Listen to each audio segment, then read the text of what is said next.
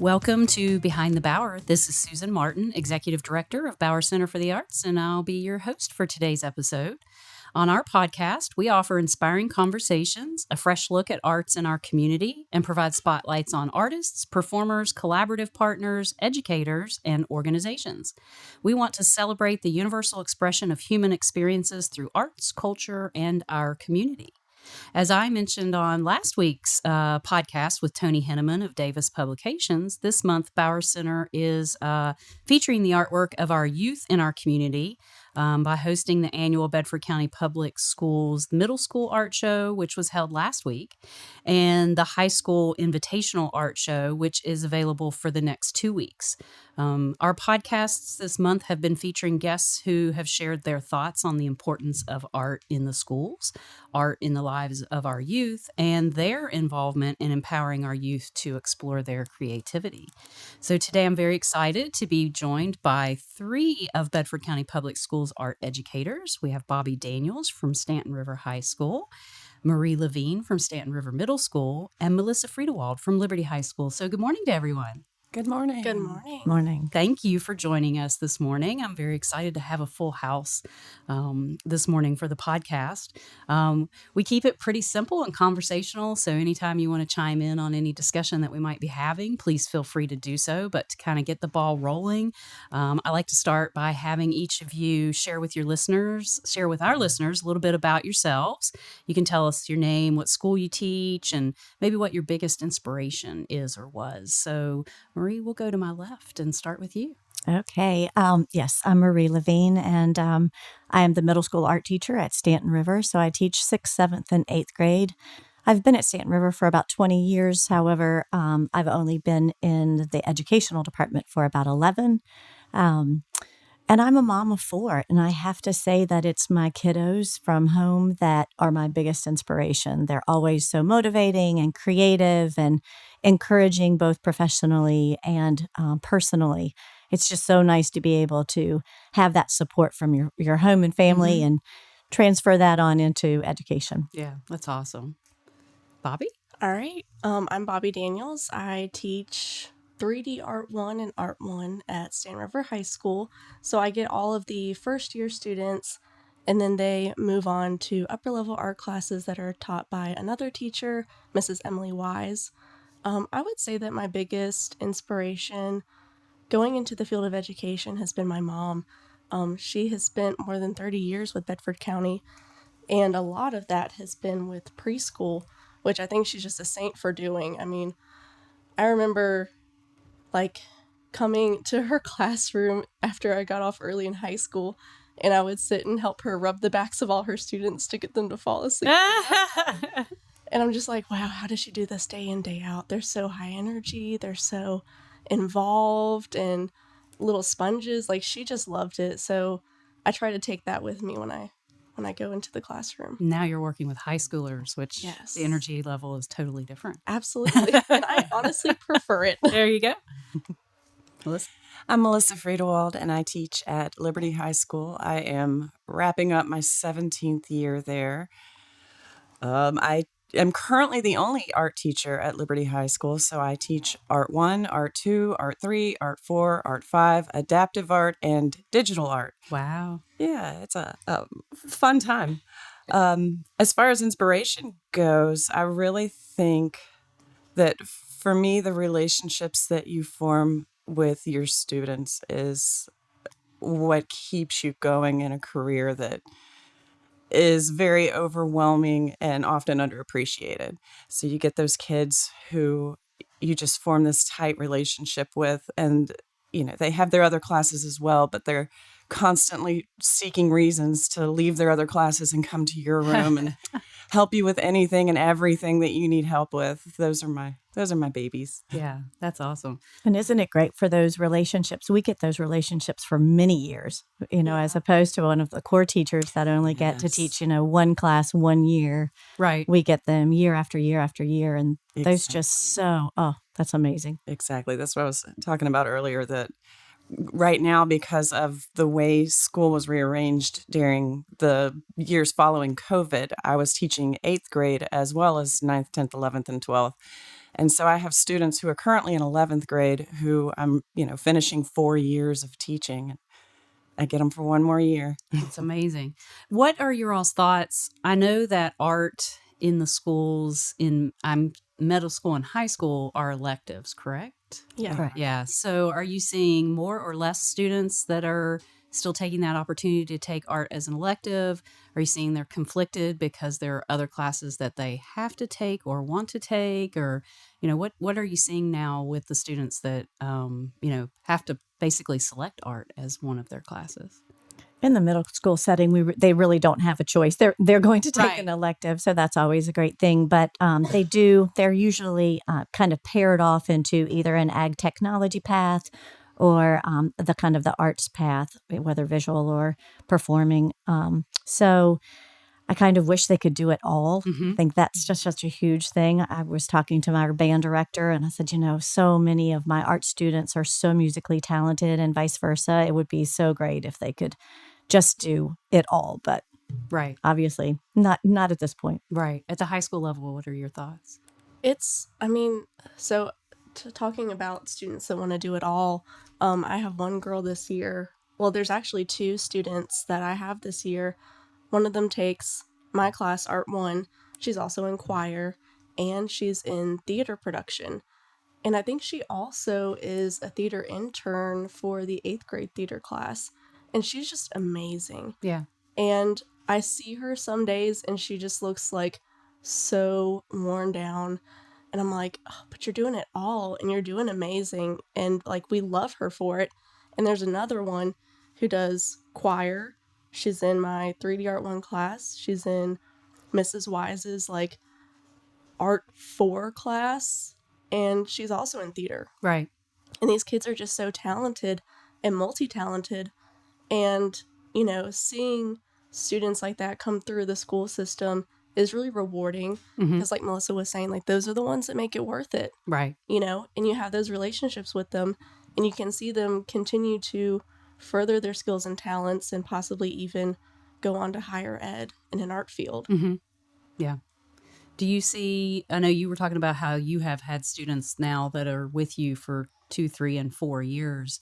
How does that compare to years past? Are you seeing more students that are not just taking art one time and then not doing it, taking it any further? Or are you seeing less students that are choosing art as that opportunity? And, in my school, it's a toss up, honestly. Because we are so small, we have a limited number of elective options. So if you walk into one of my Art 1 classes, you'll have half of students who didn't sign up for art at all, are adamant that they don't want to be there. And so it's, this constant effort to try and convince them that their presence there is valid, that what they're doing in there is worthwhile, that the things that we're discussing in class are things that they can take into other subjects and other careers, and they don't have to be artists. And a whole lot of them, especially by this age, have developed a fear of rejection, of not doing well. It's just, the normal teenage stuff, that age group. And trying to make them feel comfortable with being there, even though they didn't choose it. But on the flip side of that, I'll have seniors who come to me who say, I've been trying to get into art all 4 years and I haven't been able to get in. And now I want to take art and I don't want to be in a class with a bunch of freshmen. Right. But it's also, to some degree, you get students who, like I have one this year, who absolutely loves art. Every morning she comes in and checks in with me and talks about what she's working on and what she's doing and asks for help with her independent projects. But she's going through a vocational route, taking culinary classes. Mm-hmm. And because of that, she's not able to take art in her schedule. So you just get a mix of everything. And for better or worse, that means there's a constant exposure, but it also means that sometimes you don't get to build students the way you would hope to. Right. Last week on our podcast, we talked a lot about the fact that we don't think that students are as aware that art and creativity is something you're going to use no matter what direction you take. And we talked about, different career paths and just everyday life. It's you're always exposed to it, and you're always, using creativity in some way, shape, or form, no matter what direction. So that, a lot of students think, oh, if I do the path of art, then I'm going to have to study art in college, or I'm going to have to do a career that's an art path.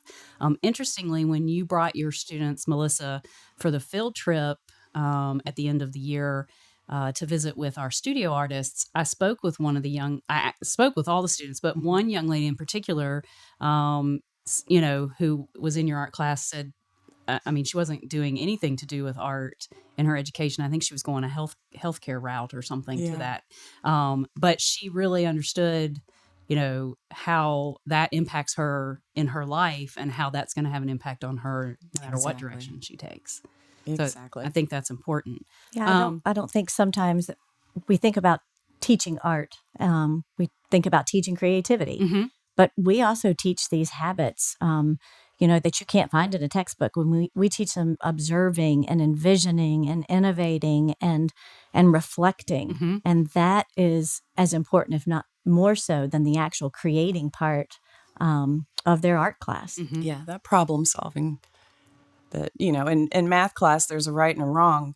And if you don't get it right the first time, there's only one way to go about doing it. But in art, there's a gazillion different solutions. Right. So you mess up here, and how do you transition that into something that can be successful when it doesn't feel like it's going to be at the moment?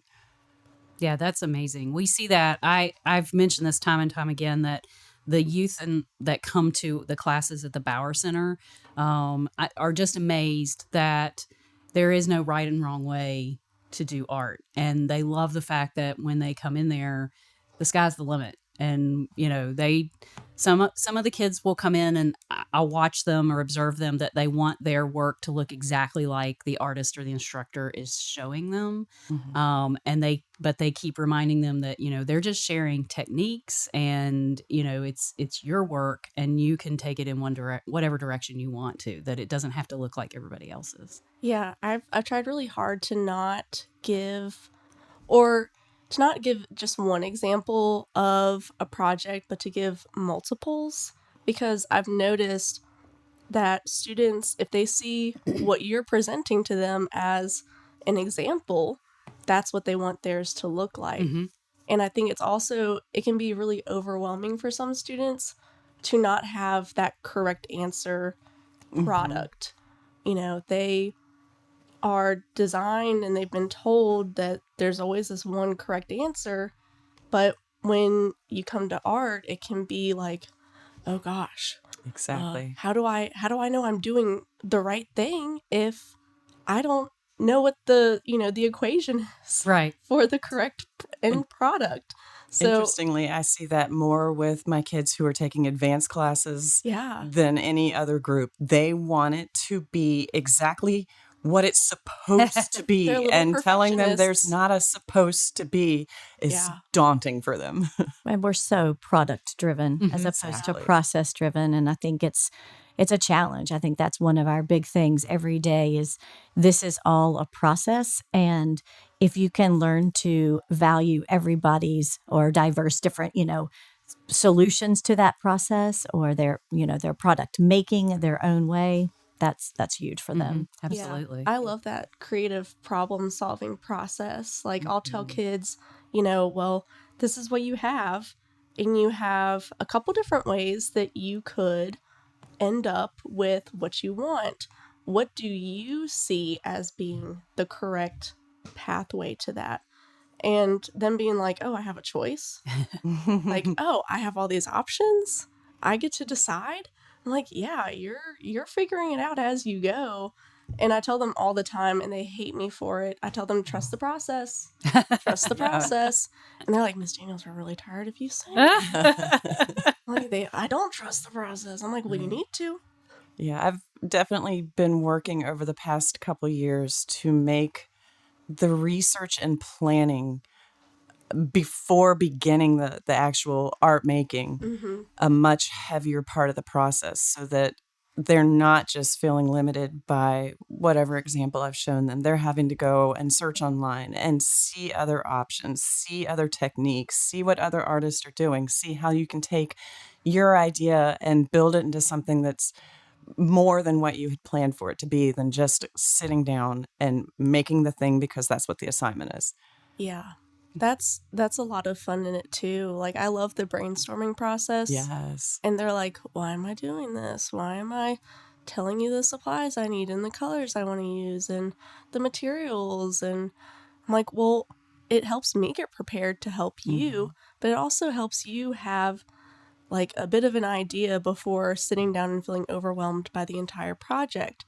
And I always love to tell them, this isn't set in stone.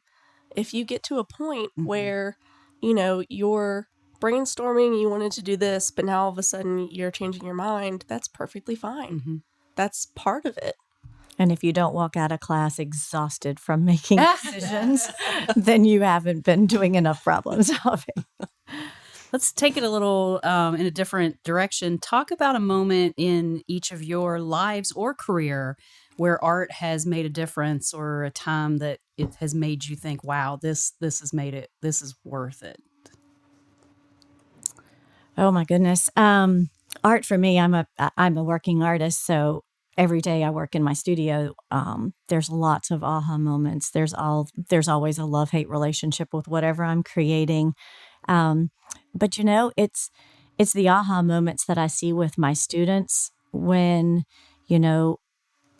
they go from the deer in the headlight look to the aha moments themselves, or a little smile, a little kind of nod, like, I've done this. I have taken something that is completely obscure to me and I have turned it into my own reality, put my spin on it. Our kids are in such a visual world, with the screen time, et cetera. Their visual images are thrown at them, nonstop all day long. And I think that sometimes students that aren't really actively involved in art kind of think of that as their reality. But our art students are using that kind of visual knowledge to make their own, trying to figure out their perception of, what it could be. How can I make it, this autonomous place or image that is special to me? And I think those are the aha moments that are really great. I miss those sometimes in my studio. But it's great to have them at school. Yeah. So I did a lot of photography in college, and we had an opportunity to go. I went to Virginia Tech. We had an opportunity to go into Pulaski, which is a small community, a little bit like northwest of Blacksburg. And there was an African American training school that had existed during the Jim Crow era, and it was just like a shell of a building now. And the community invited us out to photograph the building in its current state, which was pretty dilapidated. It was sad to see the structure kind of just go to waste. But we had a lot of African Americans in that community come out and talk to us about the importance of the school and what it did for their community. And their hope was to turn it into a community center for the population of Pulaski. And just hearing everyone's stories and looking at the history of the building and the community, it was really awesome to sort of see how what we were doing in our little photography class at, Virginia Tech was having such a positive impact on this community. And we were listening to their stories. We were photographing the building, and it's now a community center. And I guess the aha moment for me was, well, I could use art as a way to reach out to groups of people and communities and support them. And that was just like one of the coolest experiences I've had. That's awesome. I think my favorite is when you have a student who, for the first time in their lives, does a piece that they're really, really proud of, something that they look at and they're surprised that they did it. And you see them, they come in the morning with their friends so they can show their friends their artwork. They're wanting to take pictures of it. Can I send this to my mom? They're just super excited about it. And you just, their faces light up and you just see that when it's finished and they're so proud and they didn't know they could do something like that. That's the best. Yeah. Playing off of the community, are there ways that you all feel or believe that the community could better support the arts, both in the school or just in general? I think we have great community support in Bedford County.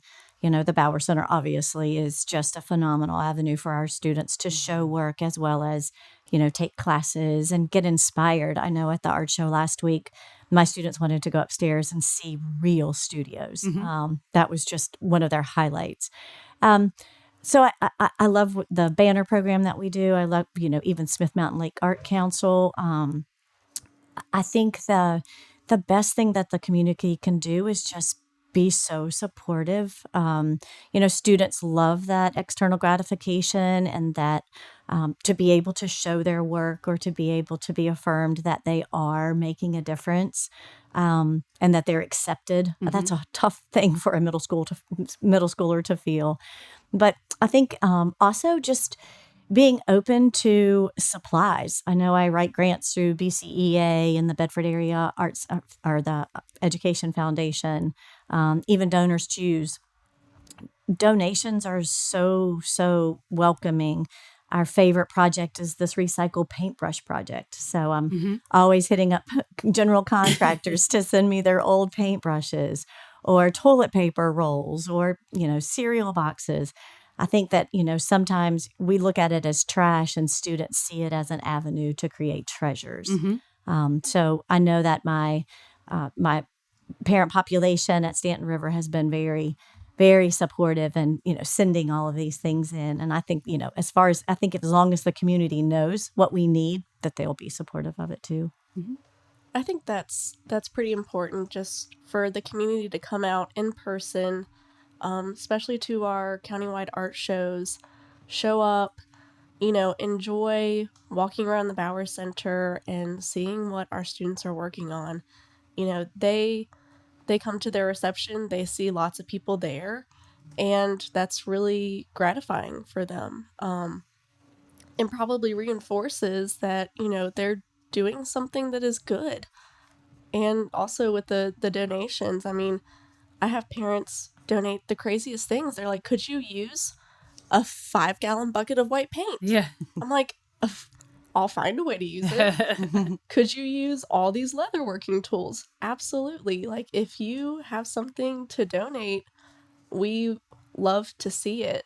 My biggest thing that I always need is newspaper. We do a ton of paper mache, and there's so few newspapers being printed nowadays. It's like, how am I going to continue to do paper mache if I don't have newspapers donated? Right. So, reaching out. I mean, lots of my coworkers and other teachers will donate their newspapers as well. So, just having, you know, someone come in and say, I have these things, do you want them, is really beneficial for us. Yeah, and I definitely agree with Marie that there is a thriving art community in Bedford, and that representation alone is fantastic for our students. I will include that I think we need parent involvement with the school system to justify that our program is worthwhile to keep it going because budget cuts are constant and they are looming over us at every moment. And having the parents say, we want art in our schools. Maybe it's not your kid who's involved in it, but there are lots who that is the reason they come to school every day. Yeah. That is where their you know, existence is in the school system. And that's so crucial. But definitely donations. I can't name an art teacher who wouldn't be thrilled to have a really nice printer donated to their classroom. Like, truly. There's just a handful of things. And I know there are people in the community who are like, well, I'd like to help out, but I don't really know where to start.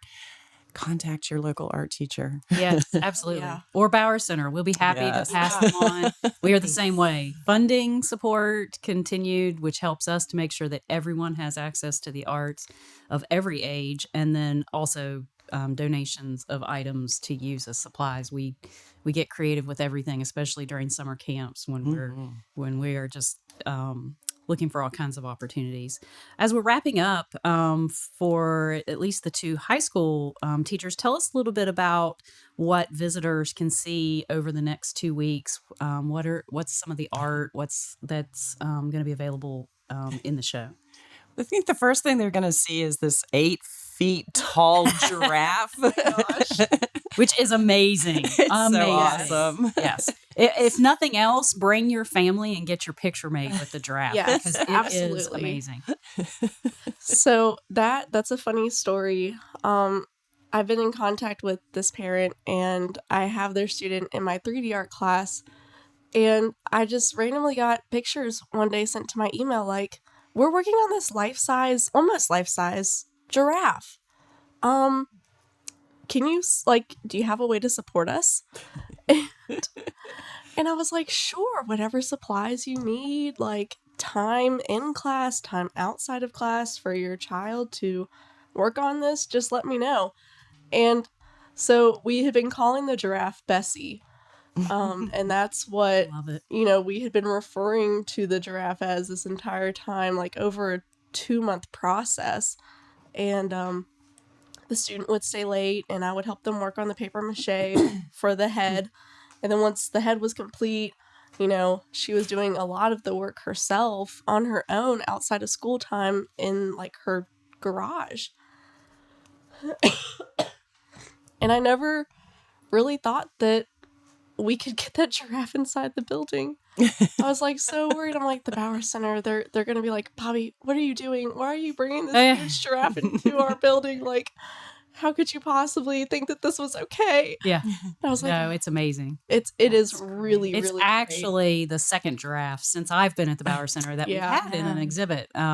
We had a national exhibition that an artist created a giraffe out of all recycled goods, which was really cool because kids could come in and we had like a little scavenger hunt to see what all you could find inside the giraffe. Oh, wow. And there were like telephone parts and pieces and, he had just used everything, and it would be the father to the baby giraffe that we have now is how large it was. But it's really cool to have art, 3D art that is that Yes. large, and for people to realize that has been created. Yes, and I love that you guys have allowed us to show this student that, you can dream big and you can do big things.